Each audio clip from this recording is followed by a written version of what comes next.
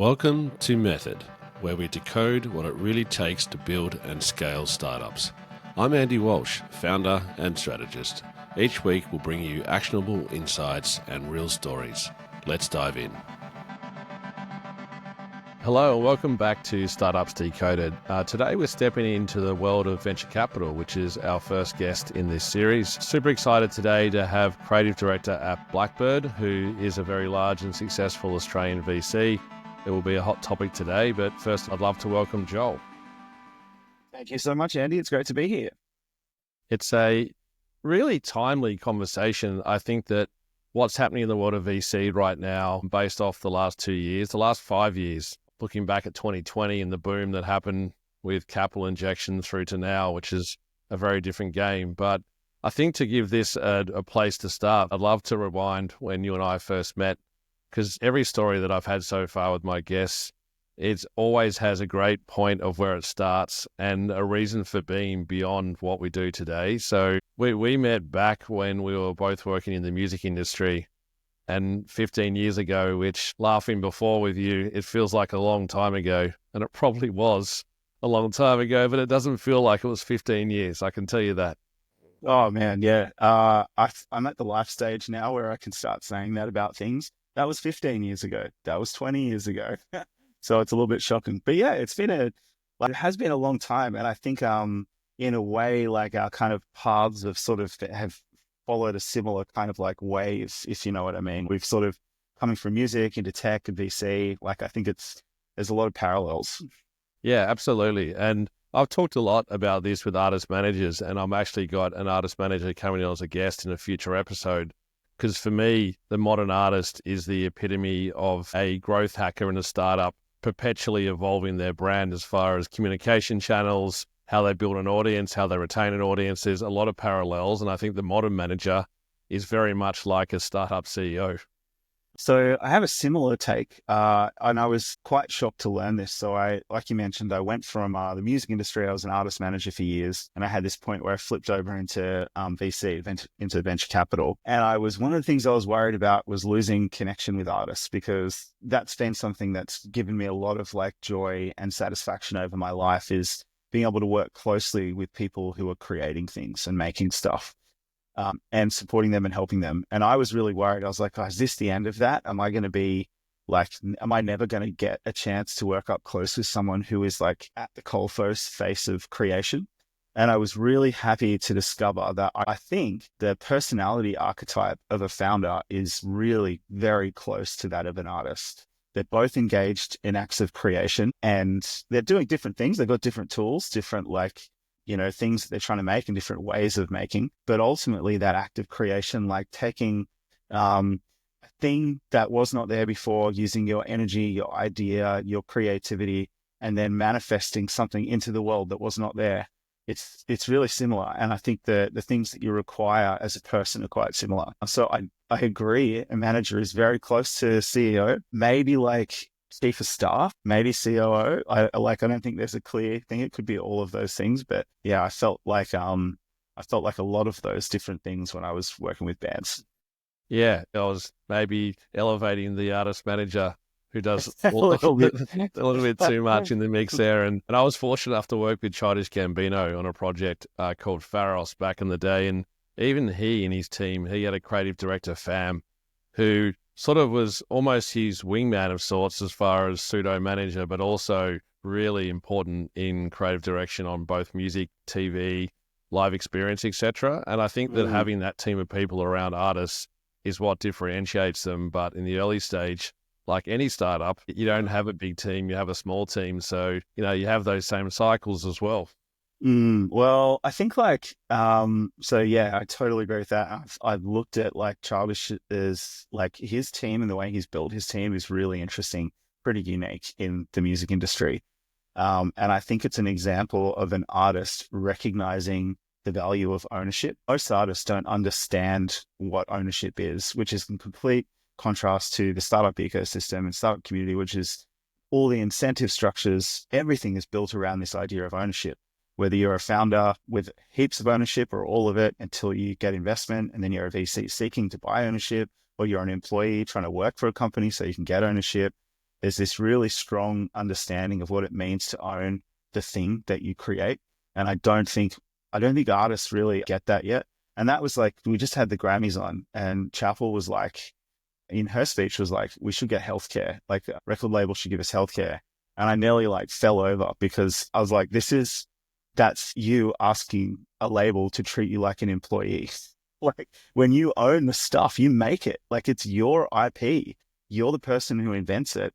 Why are they giving you healthcare? You should be giving them healthcare. So I think like the way that Childish Gambino built his team is more akin to a startup. I think where you have creative or a founder, a person with a vision who is, childish, and then you have a creative director, and you have a team of managers and agents and other people who help to bring those dreams to life. But I bet still at the top of it, he's got like the ownership of it all. Well, Yeah. he would be center to the ownership.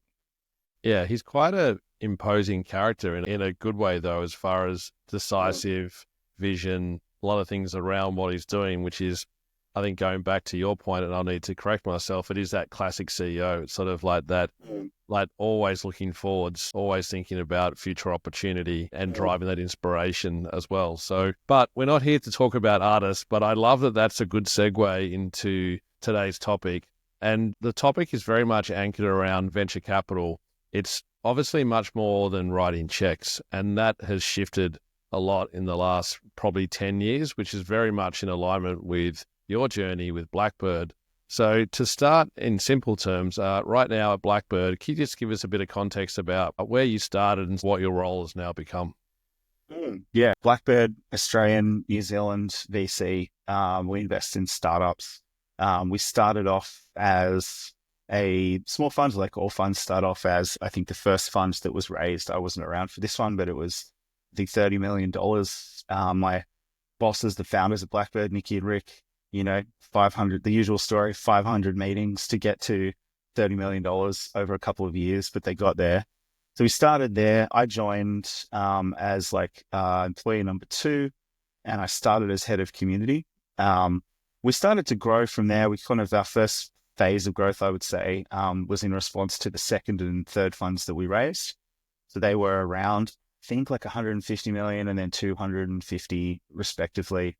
And we started to build the team from there and kind of evolve our ideas around what Blackbird was to be, what our values were, what our place in the Australian startup community would be. And that's sort of taken us to now. Well, I think there's around about 70 employees now. We raise funds at about $1 billion. Our last one was $1 billion.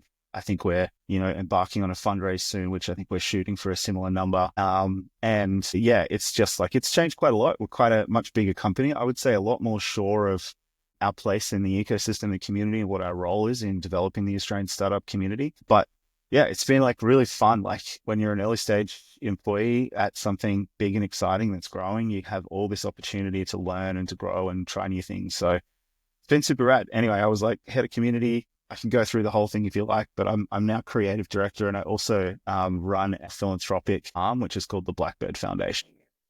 Yeah, and that's perfect. I don't think we need to go through the whole journey as far as what you've done, but even 10 years ago when you joined, to think about community was very progressive at the time in the sense of funds and how they think about bringing on the right founders from an investment point of view. Obviously, what you were doing was helping drive deal flow, building the Blackbird brand, which was brand new in market as well. And even in Australia, where the VC world is still pretty green at that stage, right? There wasn't a lot of that happening.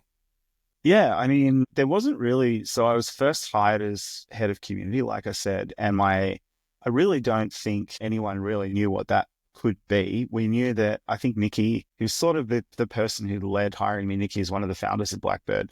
He had this vague notion that there was something to do with storytelling, in that we could tell stories of founders in various ways. And then that would help to grow the startup community in Australia, because at the time it was very small. We had a few standout successes in previous years. In Australia, we had obviously Atlassian was like the big kind of thing that's kind of started the venture industry, and as well as that, the startup community. Having a shining, beautiful company there as an example really helped Australians and Kiwis to see that we could build global businesses from Australia or New Zealand. And so like going into the community role, the very definite thing I had to do was we had a startup festival called Sunrise. It was a conference. The idea was to tell stories of Australian founders because we didn't believe that most Australians knew the stories of people who were starting companies. So we had, at the time, it was like Canva was just getting started, Safety Culture was just getting started, Culture Amp was just getting started, and plenty of others. Zooks was like not long after that, which was founded by an Aussie. And so the idea that you would bring community into venture wasn't really well understood. And I learned the community trade, like how to build community. I've been doing it in various forms and things that are adjacent to community building in my previous career. And, in my studies before that. What I found was the place that I had to go and learn was this community called CMX, which was a community of community builders. And it was founded by this dude, David Spinks. And his idea was that there are a lot of people, particularly in startups, who are hiring people to manage communities and run communities. So I went and learned how to do it from them. A couple of years later, this group called VC Platform started up, which is out of New York, I think is where it began. And that was like a bunch of people it started being called Platform then, and it was a whole bunch of like the value add things that VCs do. But really, like it was a time that I didn't know where to go, and there wasn't another VC in Australia who I could go learn from. No one else was doing it in our country, and I could find very few people doing it overseas, particularly in the US, until I found VC Platform. So yeah, it was super early, and it was like I said, a super exciting time, like getting to figure out what community means to VC, why you would do it, how it can impact the startup community that you operate within. It was cool. Yeah, and if you look back now, if Mike Cannon-Brookes as a name is a household name right in Australia from Atlassian, and obviously he's been really progressive in climate change action within Australia, investments that he's made with his foundation, and being part of that. Do you think that some of that early success with the likes of Atlassian, Canva, etc., was important for you in building out deal flow, in getting LP returns, etc.? They're both like globally huge businesses now. Oh yeah, well, like you mentioned Atlassian and Mike. So Mike especially was really important to Blackbird. He was half our first fund. He and Nikki, my boss that I've mentioned a few times, went to university together. So that was like one of the connections that Nikki and Rick had. They knew a bunch of people, but they were kind of like hungry, not proven. Mike was the one like significant, I would say, person who knew them quite well and trusted them. So that was really important, like quite materially for Blackbird. And Mike's now the chairman of Blackbird. So we've got, obviously really long and important, great relationship with him. But like more important was this idea that, okay, Atlassian chose to build their company in Australia. Unlike a lot of startups previously in Australia, where they would struggle to be able to raise money here, they would struggle to find talent. And so what they would end up doing is raise a tiny little bit here or just go straight to the US. They try to get into Y Combinator, or they just move their families or whoever that was doing it at the time to the United States. Atlassian chose to build it in Australia, which was really exciting because firstly, they did a great job of fostering a talent community in Australia of showing we've got great universities. Lots of really smart kids were coming out of universities, but none of them really knew what it was to work for a startup. So there was this perception that it was highly risky and that you wouldn't want to do it, and that it's better to go in Australia. Like our culture is such that it's better to go and work in a really established business, like a large company that has a graduate program and a very clear career path, and you can stay there for 20 years. Like that was the previous, gold standard of what people wanted to do. So Atlassian did this great job of showing, actually, you can come work at a startup. You can be really successful in that startup. You can learn a lot.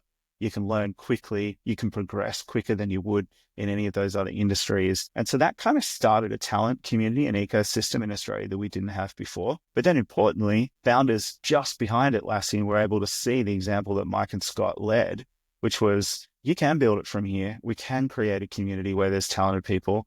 There are enough investors in Australia popping up, and those investors now see that you can build a company from Australia that can be globally successful. So they're more willing to take risks. It took a while for institutional money to come in. It wasn't until I think our 2015 fund where we got our first bit of institutional investment in our funds.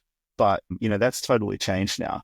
So the example of Atlassian was one, Can became next, all those others that I mentioned as well, such that everybody started to see that actually we can do this here. We can make really beautiful and interesting things. All the institutional funds, which are our superannuation funds, like our retirement funds, they all decided that it was worthwhile investing in. Where we struggled to get any institutional investment in our first two funds, we've now got several, several retirement funds investing in us that never would have considered it like 6 or 7 years ago. So it has, like, the community's changed a lot, and it's taken a lot of work, but just the idea that you can set an example and show people rather than telling them, you can actually just show them by just like forcing it to happen. Yeah. And a few things in there that I'd love to sort of double down on a little bit. And I think it's really fascinating that it's that classic challenge of starting a fund. Doing the first raise is not easy for anyone, and it's a lot of hard work. There's some people that have better networks than others that may find it slightly easier, but there's still a lot of hustle. And then you need to prove that you can drive returns, that you're investing in the right type of businesses, that you know how to support your founders. And I've been fortunate to meet Nick and Michael from your team. I've been to some events at Atlassian here in New York. I'm with the Blackbird team in town, and I hear conversations that they have and conversations myself, and what they talk about now versus what it was for you back then are very different. So for your role specifically in supporting the portfolio, like in those first, call it 2 or 3 funds, were you actively working with your portfolio at that stage, or was it more community focused and looking at sort of helping spread Blackbird's name and bring community together to create future opportunity?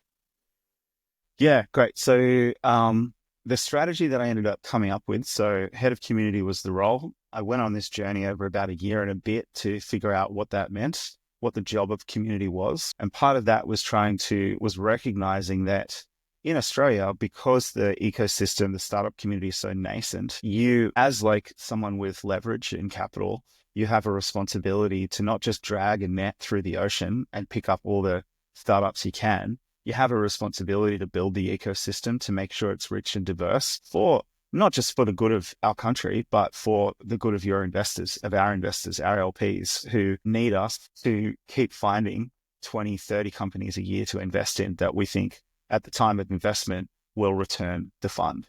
So we needed a rich and diverse community of founders. We needed to change some cultural things in Australia. So I mentioned before, young people not only did they not want to found startups, they didn't want to work in them either. And so there was part of my job as community was like, okay, let's like figure out what role Blackbird has to play in the startup community. And then let's figure out what role I have to play building community amongst our founders. So it was a 4-pillar strategy. What I settled on was, firstly, we spend all this energy and effort trying to find the most brilliant, creative, wonderful people to invest in. They need help along the way. None of us are, really experienced founders. The best people to help those people are other founders. So we've put this effort into finding them. Let's pull them together. Let's build trust. Let's build relationships such that they're willing to support each other and help each other as they grow. So that's like the fundamentals of like that pillar. How do we find, build trust and relationships amongst the founders such that they'll want to support each other as they grow, such that we'll have more successful companies in the portfolio. And that, like the meat and potatoes of that was like programming and content, lots of meetups, lots of like finding the problems that they were having within their own companies, finding other people with those problems, bringing them together around them, all that kind of stuff. Another pillar to the strategy was LPs, so investors. So we weren't getting institutional investors at the time, but we had like one institutional investor, but we did have maybe 100, 150 individual LPs who were like, a large majority of them were really actually, they wanted to invest, but they also really wanted to be involved in startups in Australia. They wanted to be around founders. They wanted to be involved in the community. They wanted some kind of say. So the idea was, if we build community amongst these people in much the same way that we do with our founders, they'll build a stronger affinity towards the Blackbird brand. They'll find more opportunities and ways to support our founders. And then they'll be more likely to invest in subsequent funds. Because in the early days, like when you've got your first fund and your second fund, you've got to raise from people several times before you're returning any money to them.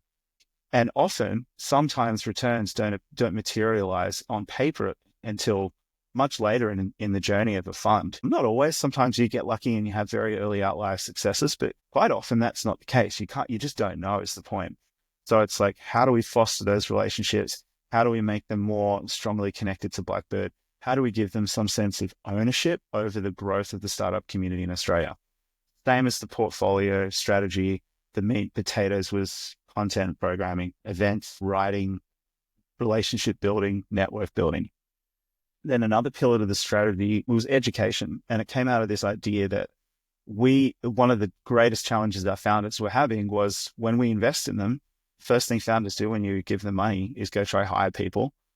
There just weren't that many people to hire. They were having real trouble hiring. And, that to me it's a pipeline problem that starts years ahead. Like, you can't immediately solve the problem easily, but you can if you're successful in changing attitudes and ideas of young people now. Then in 3 to 5 years or 2 to 5 years, when those young people are coming up and looking for work and getting skills and experience, they'll start to consider startups as a legitimate path. So, man, I was like, and again, the goal of that was really simple: was convince people to go work at Canva as employee number 600, and I used to do all kinds of stuff. I would run sausage sizzles outside engineering departments at UNSW, trying to convince people to go work at Canva. And then I would drive a bus up to the university with all the people I met at the sausage sizzle and I'd go, come in, I'll drive you to Propeller and Canva and Safety Culture and Inventia and all these startups around Surrey Hills in Sydney, trying to show them like, this is what it looks like. It's fun. It's cool. You can learn lots. Give it a chance. And then the final pillar, which actually was its last, but it was quite big, was how do we build ecosystems? So all of those things that I mentioned there, build ecosystem, but specifically, what are we doing to grow the startup ecosystem and community in Australia? How do we get people to take startups more seriously? How do we get them to see invention, innovation, creativity as an important pillar to our economy? Because at the moment, if you don't know, Australia's economy is built largely on stuff we dig out of the ground. We don't refine it or make products from it or anything like that. We mostly dig it up and sell and ship it away to other countries. So we need to build another pillar to our economy. We need innovation to be an important part of that. And so we need more people coming into startups. So how do we get them excited about it? How do we tell the story of Australia as an inventive, creative place where you can make stuff and be successful as well as live a good and rich life, which is what our country is most known for? And so that was like larger events. Like I mentioned before, I run a startup festival called Sunrise, which is trying to move it more towards like a cultural festival because the aim of it is cultural change. But so we would run that once a year. That's now a couple of thousand people over 2 days. We have like 3 stages. So that's one activity. So that was kind of what I did at first. And I'm just one person, right? So I wasn't doing all those things at once. I would like one quarter, I'd have 2 pillars going and I'd be doing some activity. And then I'd have to sort of stop those until I got to the next quarter and finish those other 2 things so that I could start on the other stuff. But that was like the beginning of it. And then over time, like I don't run community now. We have a whole team of people that do that now and they're awesome at it. The strategy is kind of similar now. They're very focused on portfolio, less so on some of those other things because we now have an IR team to look after LPs. We have, for the education piece, I run our charity, which is about creativity in young people and education. So that's kind of sorted. It's a bigger team, but I'd say like in a lot of respects, the ideas that and the philosophy that we were using back then is kind of still in use today. So insightful. And I think that breaking it down into the pillars is helpful because it allows people to understand about what kind of things you're thinking about day in, day out, how you build strategic plans longer term, but then also the value that it drives. Going into that and unpacking it a little bit further, one of the things that you said then there was very much around building community, which is obviously future pipeline. It creates investors that go into that. It creates returns. It's sort of fueling the whole investment and sort of VC economy for young startup founders to be able to have it. So they feed each other is what I heard you say there. Like you need to be able to have those founders feel like that there is an opportunity in Australia, that they're able to build a startup. They can scale it globally from Australia and have success. And you've got the perfect case study now written through that time. So fast forward to today, like what are some of the key challenges that you're probably dealing with now when you're thinking about your plan in 2025? I have a kind of unique role at Blackbird. I do a few different things. what I think about a lot, we have this internal kind of, well, it's actually one of our external kind of values is decades, not days. The idea is that when we make decisions, we try and think quite like with a large kind of view. And that comes to life through our funds, like the VC strategy is a longer term investment strategy across the board, wherever you do it. So there's that. But then also, like, I spent a lot of time thinking about what needs to become true in Australia for Blackbird and the other funds in Australia to be successful over the next 20 or 30 years. Because we've had this success now, we've created a lot of momentum, a lot of energy. Young people now are like self-organizing and frothing to work in startups. Like there are entrepreneurial societies in every single university. So a lot of like the energy and the culture and the cultural attitudes have changed quite a lot there. There's now a lot of money in the ecosystem. There's 3 other funds like us, plus a bunch of like, I'm calling them mid-tier, but I'm only talking about fund size, certainly not in output or in, success investing. But, there's 3 funds who have got upwards of $600-700 million to $1 billion. So there's plenty of capital in the market. All of this is short-term kind of stuff. Like it means that over the next 5 years, maybe 10, we're going to have a lot of stuff happening. And I spent a lot of time thinking about, well, what about the 10 plus 20 plus 30 beyond that? And that's not to say I'm like some long-term genius, but I think a lot about my work, where I can have success in my work and where I can be most successful for Blackbird. And when I think about the things that need to change in Australia, the way that I can affect change is through cultural change in our country. And that sounds really big and gnarly, but all it means is like just changing some people's ideas about what Australia is, what you can do from Australia and what we are capable of as Australians and Kiwis. I just mentioned all these things just before, like no one wanted to work at startups. There weren't any VCs in Australia. The reasons for all of those things, we didn't have a startup community. The reasons for all of that, when you boil it down, are cultural. It's to do with our attitudes, our ideas of ourselves, our identity. A dude wrote a book in the 60s about this called The Lucky Country, and people use that word incorrectly now. Isn't Australia we lucky? We live in the lucky country. He wrote it as like, if you read the book, as this scathing critique of Australian culture and society. It was brutal. And it's still to this day, a lot of the things he wrote about are true. Keating government, which is the prime minister of ours in the 90s, tried to fix it through a cultural policy. So that's like a top-down solution. We're going to have our first cultural policy. It's called Creative Nation. I don't think it worked. I don't think it did anything, such that when we were starting up, Australia still wasn't inventing or making things. We were subscribers to Netflix. We weren't creators of the stuff on it. We had no cultural influence beyond our own borders. We're not making stuff out of the things we dig out of the ground. We're still quite prosperous as GDP. We're one of the richest companies in the GDP per capita. We're one of the richest countries in the world.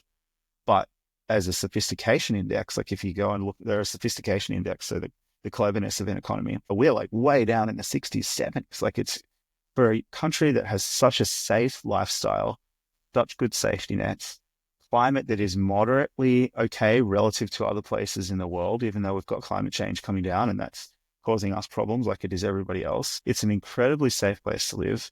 We have great education. So what's the problem? Like, why aren't we the greatest inventor of the greatest stuff in the world?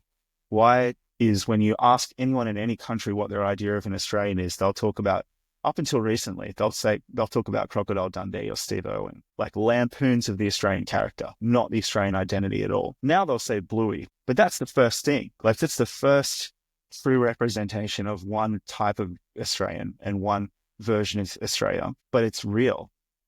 And it's the first time that anyone outside of our shore has ever been able to have any idea about what Australia is about and what it is to be Australian. And so the reason that we didn't have a startup community is cultural. Like we just don't have the cultural change that we need. Cultural change as described by Donald Horne in 1964, as structured. People have been talking about it forever. It's like a tired old debate. And so when I think about it, I'm like, we at Blackbird and other people in our startup community, so some of the other VCs and other people who have been participating in the startup community, our LPs, founders who have given back to the community, in the last 10 years, we've seen this sort of cultural change that was described or hoped for by Keating in the 90s, by Horne in the 60s. Like we've seen it. Like we have changed people's ideas about what they can achieve. We've changed their level of ambition. We've not us exactly, but like the startup community as a whole And Blackbird, as an actor in the startup community, has played a role in changing those attitudes, changing the culture, changing the values, the belief systems, such that we now have a really rich and diverse community where we're seeing thousands of companies pitch us every year, right? Like there is enough space for 3 large funds plus a ton of other funds in the market. Like how many people in the Australian startup community? Probably 10,000, 20,000, maybe. Like Bunnings employs 54,000 people. We don't need to get too many more people in the startup community or too many more people subscribing to some of the, I guess, the values of the startup ecosystem that we have in order for the attitudes and the culture of our nation to change.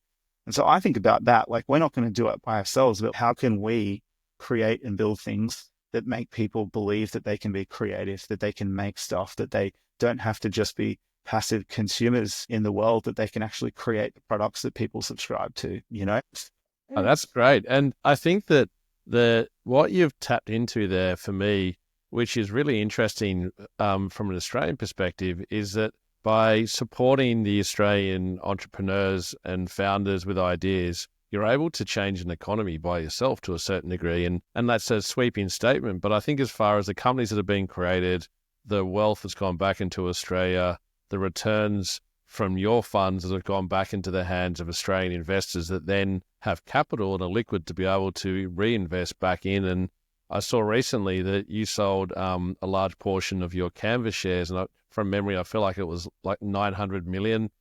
So if you think about distributing that, even with internal carry from a partner perspective, etc., there's a lot of that money that goes out back into people in Australia that can then support the next generation of founders. So you need that sort of flywheel effect to take shape. And then when you have people who are at high school, at university and thinking about career paths, it's on their radar because they see the headlines and they see the change that's being made. Because the alternative is that you have a brain drain, right? You have people that are smart, ambitious, looking for opportunity, and they'll pack up and they'll go to Europe or they'll go to Southeast Asia, they might go to America, but they're finding places that either have bigger capital availability, bigger population base, etc. But there's no reason, and I look at Canva and Atlassian again, just for today's conversation, have demonstrated that that's not the case, that you can do it out of Australia. So I think that that's really powerful. And I'm sure that, and I don't know how often your team would do this, like if you were to reflect of where Blackbird started 10 years ago to where you're at now, like there's been a seismic shift that you've created. It's not been by yourself, but you've definitely been, the front of the pack and driving that change. Yeah, like part of the Australian character, and maybe criticism of it, is that you try and exercise humility at every point. And I know that we haven't done it by ourselves, but I'm also really proud that I think we have had a big impact on those things that I talked about. Not just us, a whole bunch of people working towards it. But I think, there was a point where VC in Australia could have been something totally different. It could have been previously we've had VC industry in Australia, and it's been very corporate, very private equity, not very founder friendly. That's a general criticism that not just me, but I didn't live through it. I wasn't involved then, but they're the stories that get told about that time in VC in the 2000s, I guess. And it could have gone a similar way. I think, Blackbird came in and we had this really strong belief that founders are a center of everything. We got to do everything we can to support them. It sounds tired now, but saying a founder kind of first approach, every VC says that now, but I think they say that now because us and a few others helped to create that culture in the community. So we not only help to shape startups, but you can, if you're intentional about it, you do have a role to play and you can affect change within your own industry. And especially it's one of the advantages of starting when we did is that it was in many ways a fresh kind of slate. We had the option to kind of, to shape it in the way that we felt it needed to be. And yes, I am proud of it. I am I think us and others, but Blackbird to a large extent has done a really admirable job of creating a community that is good and rich and healthy and diverse and fun. Yeah. And I love watching outside in. Unfortunately, I wasn't one of those early investors into the fund. Otherwise, my life today might be a little different, but that's the world of venture, right? You can't always be involved in everything. It's easy to look back.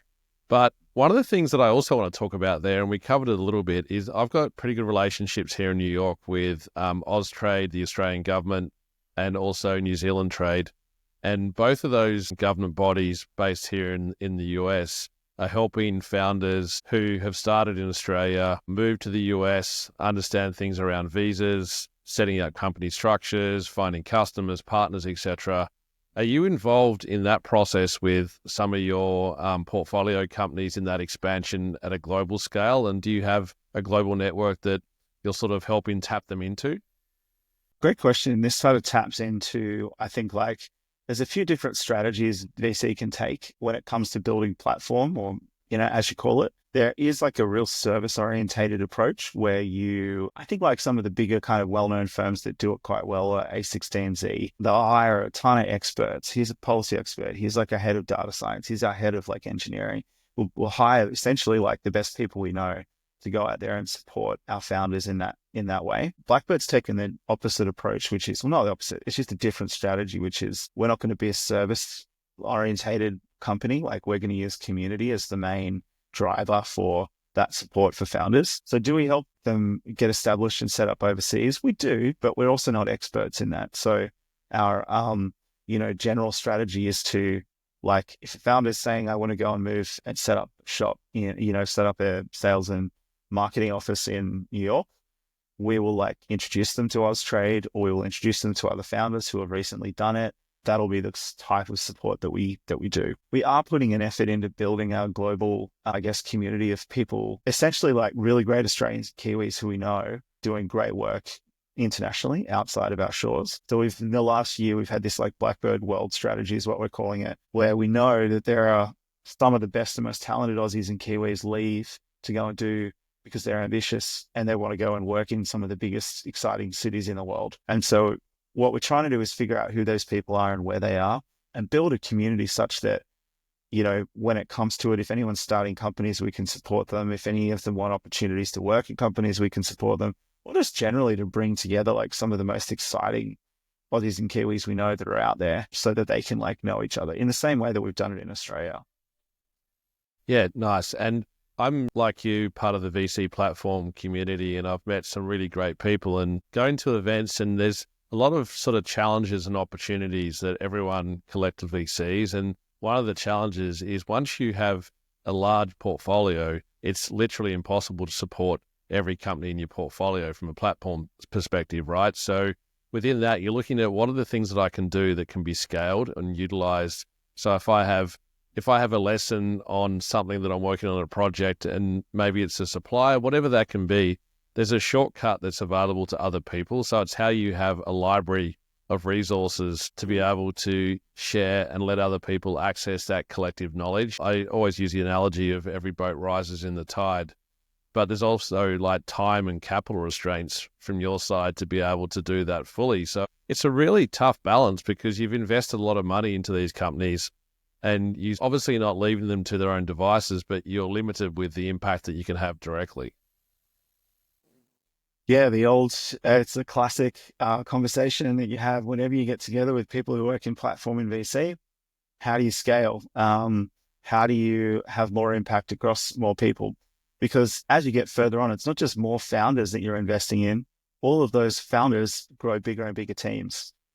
I think the first thing I'd say is like really recognize what you can and can't do. Like, I think it would be really generous to say that all VCs can meaningfully impact the trajectory of their startups outside of giving them money. I think it's somewhat true that we can support and help or like push in the right direction. But the reality is like the business of growing a really successful and large company is the job of the founder.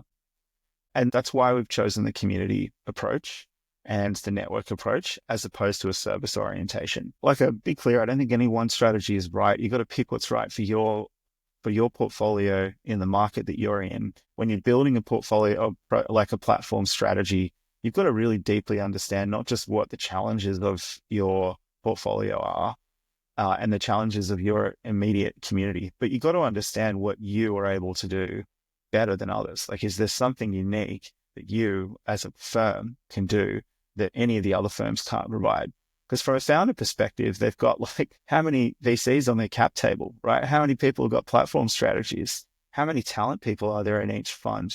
I think that would be the harder thing about operating in a much more crowded market like New York or San Francisco. Like it's not our problem in Australia. We don't have to worry too much about that. But I think like whatever strategy you choose, if you go down the service orientation, you're always going to reach a problem with scale.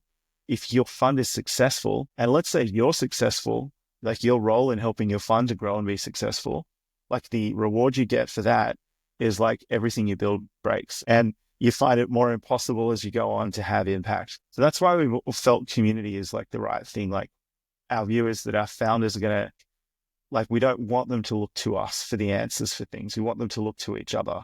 We want the heads of product in each company to look to each other for support and guidance. And we want, if they're trying to hire someone really, really great, we want them to be able to call another founder and go, you hired this last year. Like you've got one person, but there must have been heaps of others in there. What can I learn from you? Are there other people in the pipeline that we can, maybe speak to that would be appropriate or that would be good for us?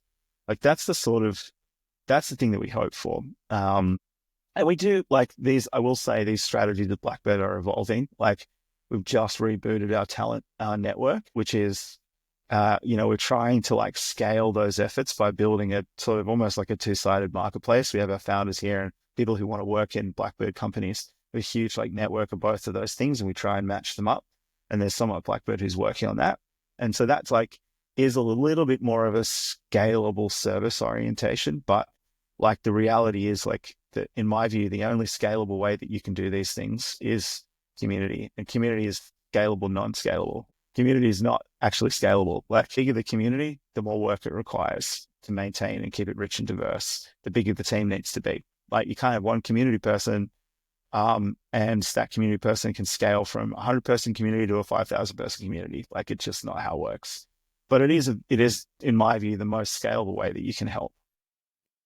Yeah, and here in New York, there's one that springs to mind is Primary Ventures, who are one of the VC funds that I respect the most as far as the work that they do, who they're investing in, but also their process. And they're probably one of the most platform-forward VC funds that I've come across. And I think it's roughly 2/3 of their team are platform teams, and one of those is a dedicated HR division. So you've got a chief of staff and a group of people who are actively building a pipeline of talent.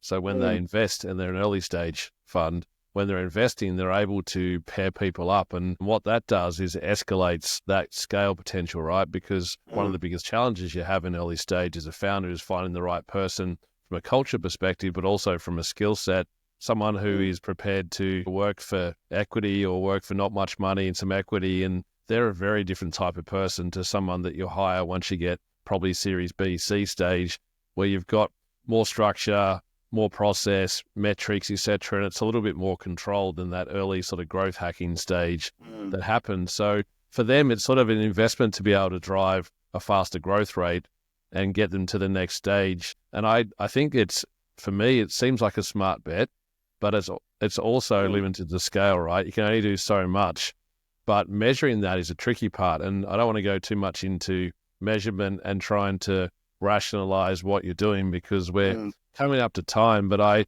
I'm always curious about different people's approach to platform and community, because the reality that I see as well is that, say your average success rate of a fund sits between 5 to 10% of your companies that you invest in actually make it through. It's already a pretty cutthroat industry, right? There's an accepted part of it is that if you flip it the other way, that 90% of those startups will fail. And fail, I hate as a term. I try to find another word to use there. Sometimes there's things out of your control. Sometimes you build a great business. It just doesn't get enough traction. Competitors come in, a major tech company comes in and just eats your lunch when they launch a new feature the day after tomorrow that you've been building for years. There's a lot of things out of your control. So I guess for me, I'd find that sort of trying to be pragmatic and accepting that is tough, right? Yeah. So like the first thing I'll say is I'm not known at Blackbird for caring really hard about precise measurement. I think my views are not commonly held views within Blackbird. So the answers I'll give here aren't Blackbird answers. But I think like what you talked about there, you hit on something really interesting about just the nature of our industry of VC. And that's like the randomness of it all. I just reread Fooled by Randomness, which is the Taleb book from a few years back. So my ideas are pretty biased. I'm going to do a bad job of parodying him, but so much of it is random. And your success as an investor is random. The timing of your fundraisers can like be really affected by randomness. There's so many things that are outside of your control. And we build the model to account for that. Like you have a portfolio of things, you raise a ton of money, and the idea is you only need a couple of like home runs. So the model is built to account for the randomness. But I think as to how you deal with that as someone who's building platform, I've learned over the years that you can rip all your hair out. I don't have much left, but you can rip all your hair out trying to find ways to measure direct correlation to your work and your fund's success.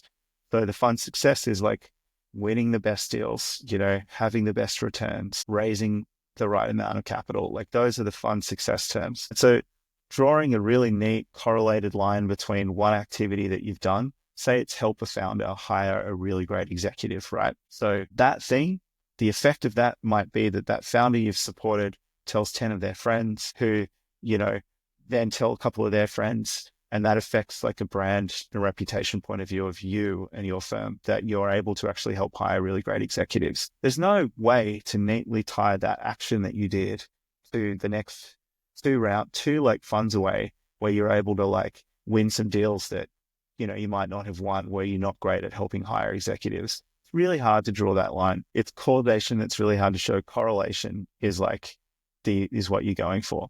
The causation is drawing a neat line between the action that you've taken and the success of your fund in some meaningful, measurable way. You've won this deal, you've raised more capital, whatever. As a platform professional, you do things that increase ultimately it's brand building stuff is what you're really doing. Brand building work that increases the reputation of your firm, that helps you win better deals, that helps you raise more money, et cetera, et cetera. So to measure those things, I find there is no perfect way to do it, but you can find proxies for it. One of the questions I was always really fond of, we do founder surveys every year, and it was indicative that I was heading in the right direction, this question. But the question is, you ask in a survey, I chose Blackbird because in large part because of the community efforts. So community is one of the main reasons, or your platform offering is one of the main reasons I chose Blackbird. So difficult to actually have a yes in that box there, because there are so many reasons. Fundamentally, they want money, they want networks, they want to be able to grow a company really quickly. But if you build a really great platform offering, be it on the service side, be it on the community side, and they identify that, a founder says, I'm going to take money from you over another firm because I know that you've got a great talent network, or because I know that you've got great founders in your portfolio and I want to learn from them and get to know them. If you can get to a point where a founder recognizes that, actually knows about it, and then identifies that when they're trying to find the fund to take money from, and then will say it to you later on, it's almost an impossible task. That to me is that was a great proxy. Another one that I use we've just hit on for Sunrise, which is the Startup Festival.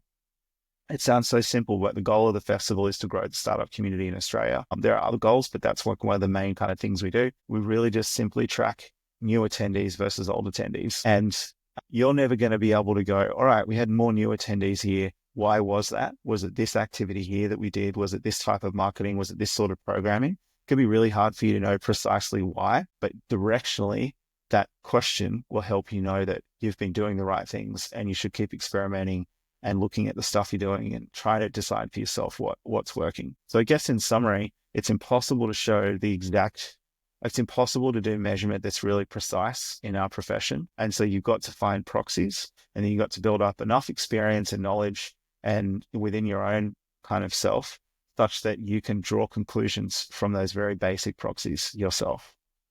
And I think that what you're trying to consolidate though is a complicated process, and there's no common way of doing platform, of supporting your portfolio at large, how you build community. Everyone does it differently, right? So I think that What you shared, though, are some key things to consider if you're doing your first fund and you're a VC. Thinking about where you bring people on and the role they play is a big consideration, and you don't know that straight out of the gate, like what those people are, right? It's one of the first things I think GPs have to decide on. Capital is not differentiated. VC is a sales game. Like your money, the ability for you to raise a fund makes you no different to anyone else who's raised a fund. There is at that point where you've raised it, other than your own personal reputation and brand as a GP, there's literally nothing else that separates you from any other. Like your $1 million is no different from someone else's $1 million. You've got to find the reasons for that. And that's why platform is so valuable, because platform is the place where you can find those reasons. The alternative is you don't do platform and you rely really heavily on the network and brand and reputation of your actual investors. But that's fragile. Like it can change at the drop of a hat. And investors can come and go. An investor's reputation can change overnight. Like if you build, like you've got to find a way you got to find some reason for founders to be able to pick your fund over any other fund. And so when you're very first starting out, I believe that's one of the first things that you should establish is like, what are our values? What do we care about? How are we going to stand out? What's going to be different about us? Why are founders going to choose us above anybody else? And it can't be like we're founder first, because no shit, everybody's founder first. It can't be like, I've got heaps of experience as an investor, so I'm a great investor. That's something LPs care about. Founders could give less of a shit about that. Like your reputation is legitimate. It's a legitimate thing to say founders would choose us because I was a founder myself. I had a $20 billion exit, so people are going to want to take money from me because of my experience. That's legitimate. If you're in that bucket, high five, congratulations. But I'll say that there is fragility in that still, and it can change. And with the measurement stuff, like just going back to that, the other trap that people get caught in is if you believe that you can measure precisely and show causation between activity and outcome in our profession, I just think that's like, you're not right. It's really hard to do. And what that leads people down trying to prove that exactly, trying to measure something like an engineer or a data scientist would measure it when we're really operating in the humanities is what we're doing. Trying to measure that like leads you to find metrics that will shape your product offering in ways that you probably don't want or didn't intend. Like it's really important to have a clear understanding of what the impact is you're going for, and then finding something that will indicate that you're heading in the right direction. Trying to find an exact thing, like what's an example I could think of, like a talent offering, right? Like if you've got like a talent, like a portal where people can come and see what the jobs in your portfolio are, and you're measuring the number of hits on that page every day, that tells you that people are finding the site, tells you nothing about the quality of people. And you might go, well, great, let's optimize for hits on this site. So you start doing all the things that you need to do to increase the number of people landing on the site. And that's like an indicator. But what happens if you're funneling like high volumes of bad people to your founders? Like it can have adverse effects that you're not prepared for if you pick the wrong thing to measure. Anyway, sorry. I keep just going off in tangents. There's so much good stuff in this. Unfortunately, we are coming to time, but it's been such an informative chat for me as well. And it just makes me realize that you and I need to talk more regularly about these things, because I think the comparison between markets is fascinating. Some of the real life insights are really important to be able to share as well about how people approach this, and definitely appreciate your time. So Joel, thank you for joining me today. It's been an absolute treat. Thanks for having me, man. It's been super fun. I appreciate you having me. Yeah, thank you. I appreciate the honesty. It's a beautiful thing. So Joel, thank you again. You're on Startups Decoded. My name is Andy Walsh. Thank you for joining me. Please follow, share, give me lots of big 5-star ratings. Always welcome. Look forward to joining you next week. But thanks again. See you soon.